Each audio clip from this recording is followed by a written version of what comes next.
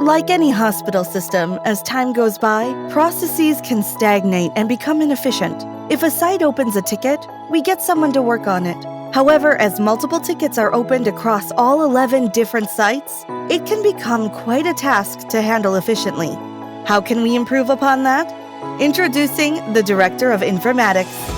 With just a small team, the director would be able to streamline these processes in a way that will create better efficiency, prioritization, and preventative measures to the informatics workflow. The team would consist of 2 floating personnel who would report to the director, and the director reports directly to Dr. Payon. Since every site is undermanned, it would be more cost-effective to hire floats that could go from site to site depending on the projects at each site. They would assist each site with the needs of the informatics specialist.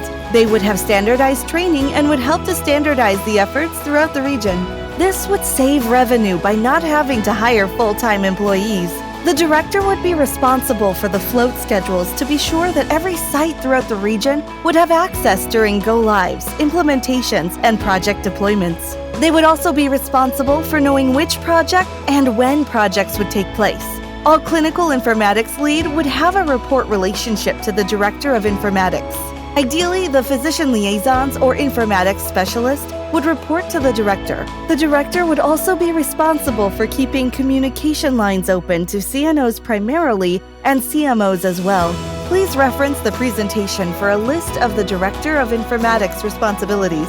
The director will be able to coordinate collaboration between clinical and medical issues and events to aid in the efforts to standardize, build strong relationships with the clinical informatics lead, and keep all processes streamlined. By being able to identify duplicate issues across the different sites, the director can prioritize the solution queue and differentiate what is a regional issue that comes up across multiple sites from isolated instances.